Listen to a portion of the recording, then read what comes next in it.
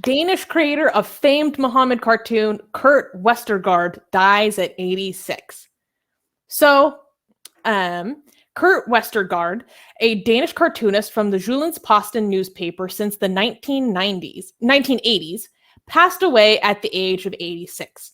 In 2005, Jyllands-Posten published Westergaard's controversial images of the Prophet Muhammad.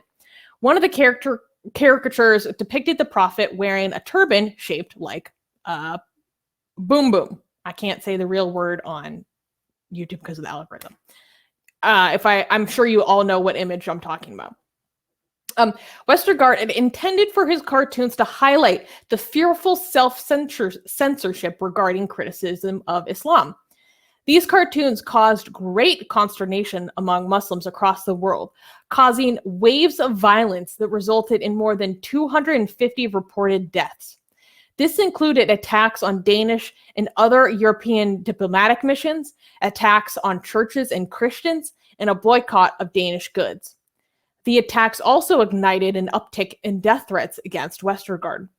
According to Reuters in 2008, Kurt Westergaard stated that he has no regrets about his artwork, and he, quote, wants to be remembered as someone who struck a blow for freedom of speech. So I just wanted to take this opportunity. I think it's important to celebrate the lives of people who have changed our world, fought for secularism, and fought for free expression in a way that few other people have. His images, his drawings are iconic. For many people, when you think of depiction of the Prophet, what comes to your mind is probably one of his cartoons. His cartoons, like I said, he intended them to fight self-censorship and regarding, especially in the West, a willingness to criticize Islam as easily and as eagerly as we criticize, Christianity. And, simply through these drawings, they've sparked global conversation in a way that almost nothing else has. And I think I wanted to honor him on the show today and his contributions. And I can't remember exactly what his cause of death was, but it was, kind of more old age related stuff. It's not like he was hurt or anything.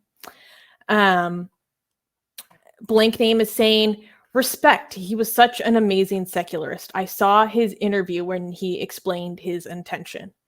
Yeah, if you guys, all the sources are in the description. If you want to watch, you can see here, we have a little video that kind of talks about him and his life and what he contributed. It's obviously, he was a very controversial figure for a lot of people, and he even understood that he was a very hated figure to millions of people around the world, but he had no regrets about the statement that he was trying to make. I don't think a lot of people understand the significance of what he did when it comes to fighting for free speech, because if you think about it now, like it was like when Salman Rushdie wrote his book, there wasn't that much defense for him. Like it was understood by many Western liberals and leftists and other people that, yeah, this is not like, you shouldn't do this, right? Like the idea, there was some defense for him, but a lot of people think like accepted that the standards, the rules of some religious groups, has to apply because they're like a minority and we want to protect diversity and people's feelings and all. Then the rules of freedom of speech and liberty has to take a back seat in favor of not hurting the feelings of certain groups of people, right? And that was like the norm, the understanding, like these countries that were supposed to be at the front of fighting for freedom of expression and protecting people, artists and journalists and writers, they had a couple of exceptions, and that was that that was the norm until this guy showed up and he drew his Muhammad, right? And the backlash to him was also very huge. But the reaction, the people who were on the other side, they were like, you know what? No, your rule applies to you. You don't get to force this. You don't get to intimidate these rules on the rest of us. Initially, it seemed like the people who were against them was the movement was so massive that you didn't think that this is something is going to grow out of this, right? But eventually, this led to more and more people are like, you know what, we are going to draw Muhammad, right? Like, what the hell is up with this, right? So unlike the Salman Rushdie's book, where eventually it didn't lead to the final result of that was mostly people being on the side of suppression.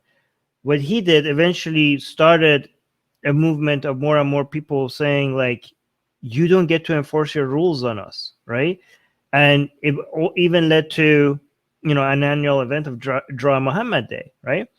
And if you look at the results, like, this is the case that will always be used as demonstration that blasphemy works, right? Because a lot of people say, like, they look at the short-term results and they're like, look, if you do this, the immediate consequences are this, and the cost is too high to bear, and we need to give in to the demands of these people because they are using intimidation, and the intimidation works, and they get rewarded by the fact that the intimidation works and use more intimidation tactics, right? So people are saying, like, but we had victims, so we shouldn't do this because look at the victims, people suffered.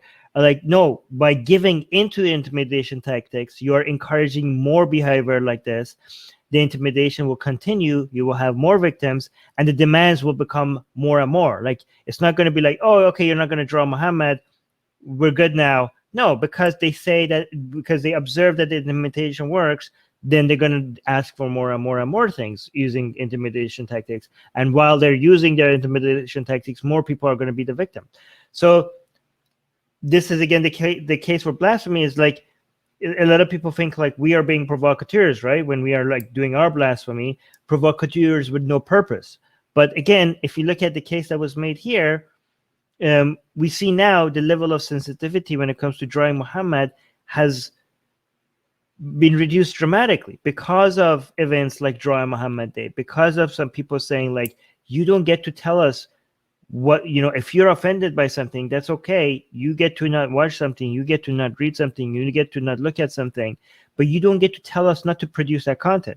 In fact, when you are trying to use intimidation tactic, we're going to double down. We're going to double down just to make sure you see that these tactics don't work. We have to make sure that we double down, because if you feel like you have won with your intimidation, more people are going to be motivated to do so, right? So, when somebody like Hamed Mehta accuses us of being just provocateurs because we just want to annoy people, we just want to be like hurt people, they're completely missing the point.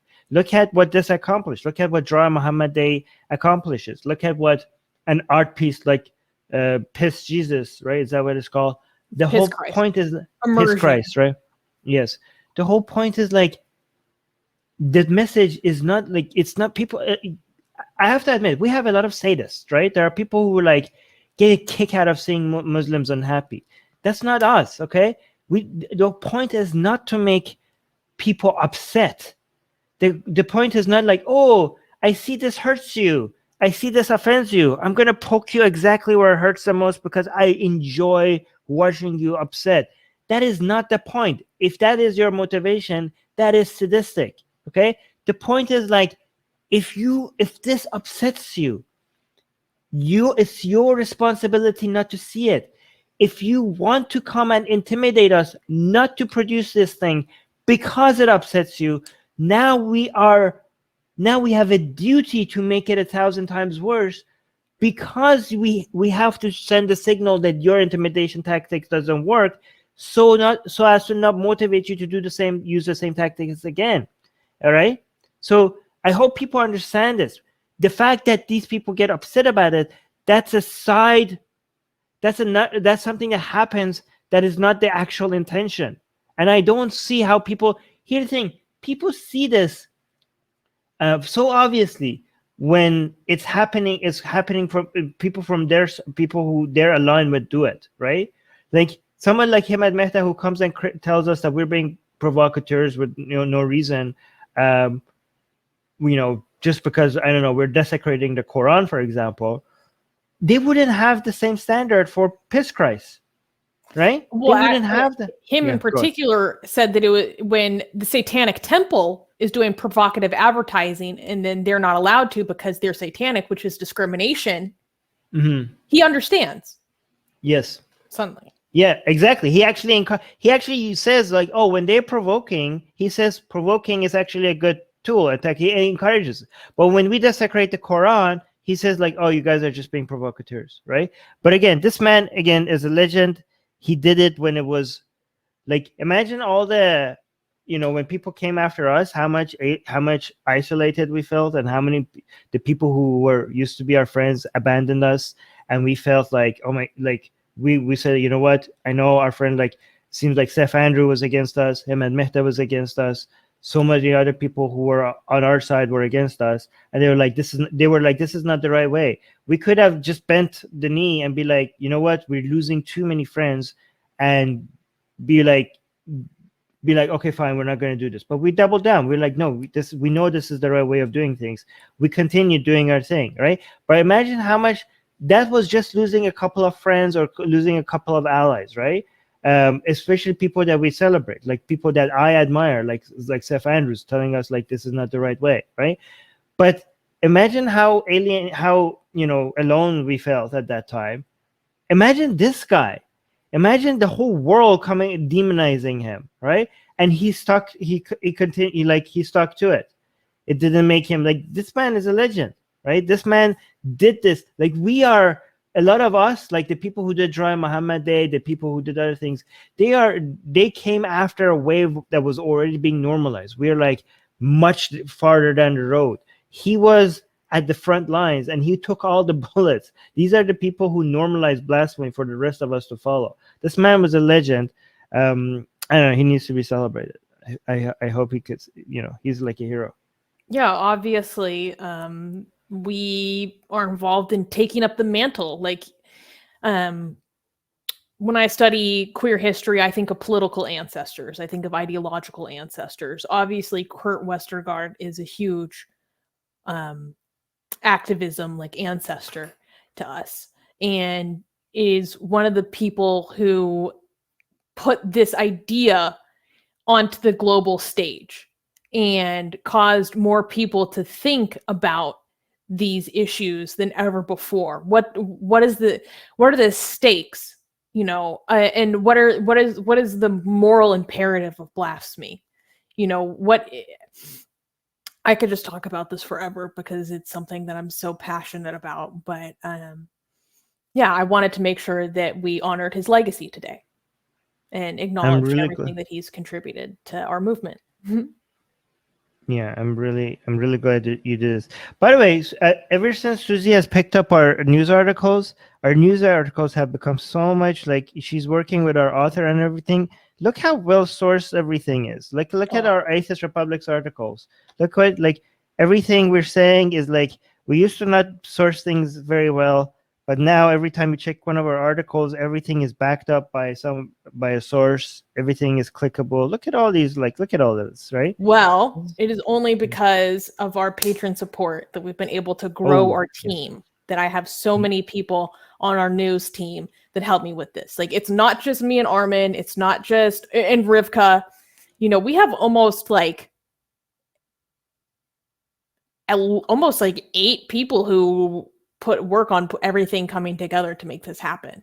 There's a lot of hands that this all passes through. So yeah. So thank you to our patrons who are supporting us and letting us. And go check out our website. The news section of it is pretty good. Like, if you guys want to be updated on the news, and leave some comments in the news section. Hey guys, if you're a fan of blasphemy and sexy Callie, like me, then you need to be sure to subscribe to our newsletter. Link in the description below. Because if you subscribe, we will send you a free copy of our blasphemous art ebook. And let me tell you, it is the tastiest blasphemy that you can find anywhere available today.